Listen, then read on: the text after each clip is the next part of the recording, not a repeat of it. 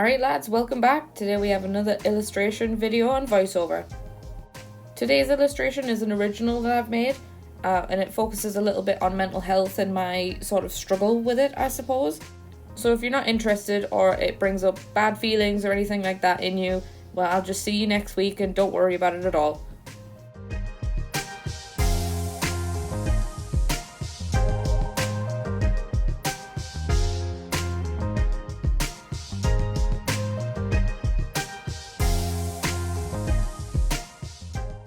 So if you keep up to date with me on any of my social medias, you might know that I do attend therapy on a weekly basis.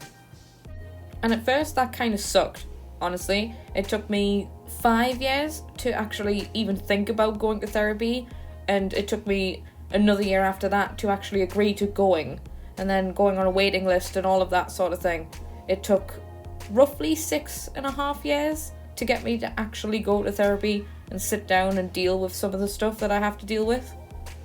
And for all of my moaning and kicking off and not wanting to go at all, it's highlighted a lot of things that I'm really happy that I know now.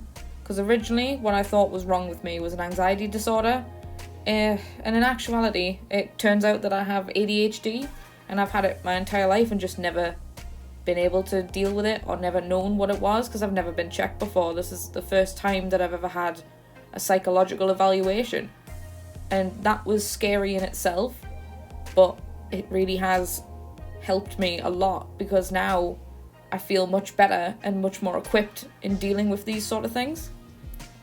I know that mental health is a little bit of a taboo subject in some regards, and it's even more difficult to understand than physical health sometimes. But if you are struggling or anything like that, you feel like you need help, there is help available. It might take a while, I'm not gonna lie, it might take a while for you to get that help when you're on a waiting list and all of that, and that is wrong and it should be fixed. But right now, waiting on a list to get help is better than not having any help or not going for help at all. And I've had to learn that one the hard way, and I don't want anyone else to learn that the hard way either.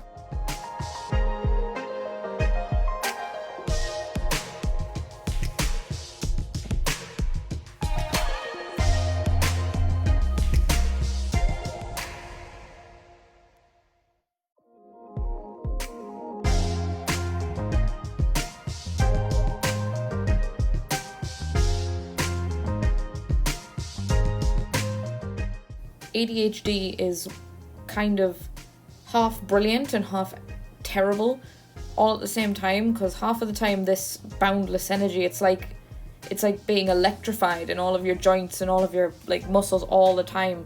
It's just pure energy all of the time, and you get a lot done when you have something to do. And then the other half of the time, all of that energy is almost stopping you doing anything, and you'll sit in bed for hours on a morning not being able to get up because you've just got too much. There's just too much happening, even though nothing's happening.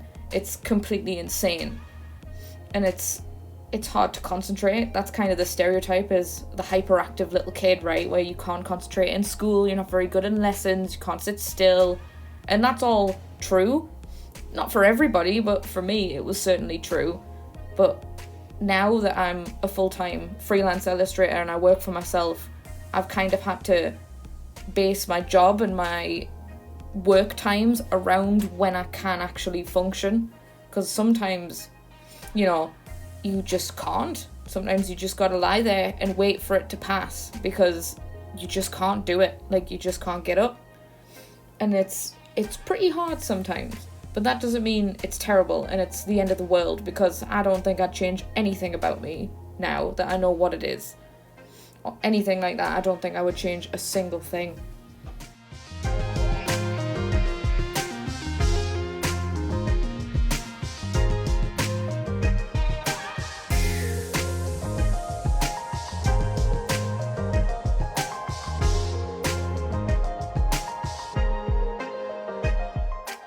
So I suppose I should actually talk about what this illustration means to me as somebody with a mental illness, because I've gotten halfway through this video and not actually said a single thing about it. Nice one. Well, the ropes are the big thing, really, because sometimes it feels like I'm being pulled in a million directions by myself, It's like nobody's really forcing me to do something. Like nobody sat down with a gun to my head going, you need to do this, otherwise you'll be unhappy or something. It's more myself doing it to me, because I'm just that kind of person where it's like, you can't do this because this isn't what you want to do, but you can't do what you want to do because it's not real, or something like that. It's that whole idea of decisions are really difficult for me, because there's a million things to think about. There's a million and one things that could happen or might happen or might not even happen. They could even be completely impossible, but I'll still think about it, and I'll still think that it's a reason to not do something, or to decide that maybe the thing I'm doing is wrong, even though it's the right thing to do in the moment, when my brain's going a million miles an hour, being a complete dickhead, going, ooh, what's this? Ooh, what's this? It's just very, very hard to go, yes, I want to do this, because I don't know if I want to do that, because I can't sit and actually think about it, because there's too much to think about. It really is like being suffocated by your own thoughts and your own energy and everything that could possibly happen, or that everything that you could possibly want to do is just so suffocating sometimes. But that's okay.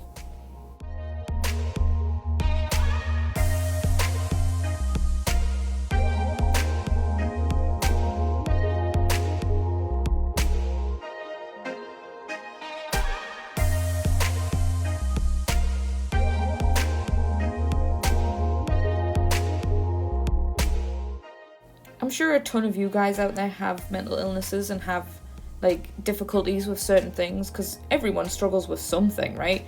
Even if they're not mentally ill, everybody struggles every now and again.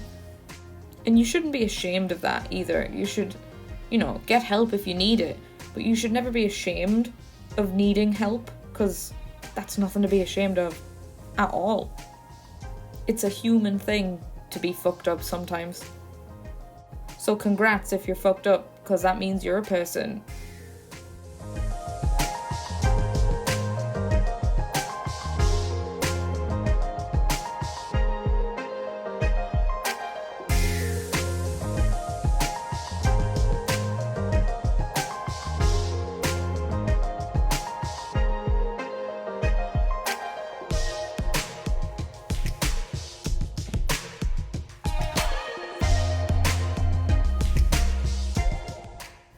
I must have spoken about my therapist somewhere online before. I'm certain I have, but I can't remember where.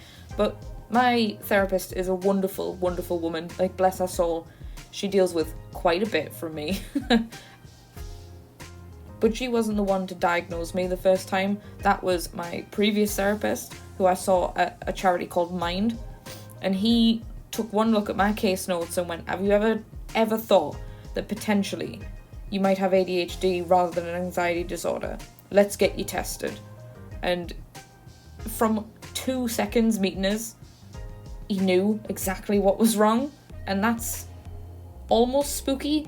It was like some sort of witchcraft or whatever, but my god, he was a good dude. And then he passed me on to the woman I see now, who's helped a lot with past traumas and all of that wonderful stuff that you talk about in these sort of situations, because it's not invasive at all. But I suppose they have to be invasive if they want to get to the root of the problem and sort it out.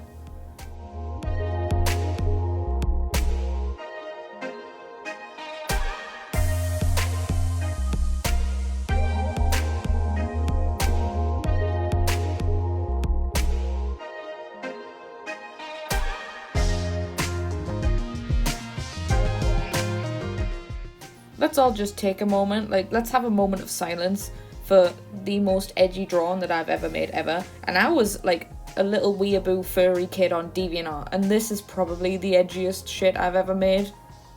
If any of you knew me on DeviantArt, I can literally only apologise for the shit that I did there. I think my first DeviantArt name was Ulquiorra and Sayel, because I was a bleach weeaboo, one of those. And then I moved on to No Name Rainbows, which is coincidentally still alive and active, I think. But I don't use that blog at all. It's just got all my old crap on it.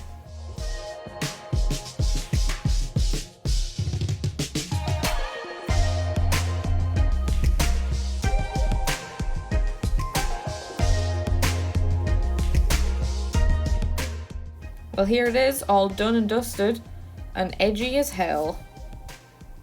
If you liked this video and like what you see here, you can follow me on Patreon or on Instagram and Twitter, and I'm even still on Facebook and stuff like that if you're interested in being a grandma on Facebook. But I hope to see you next time, and thanks again for watching.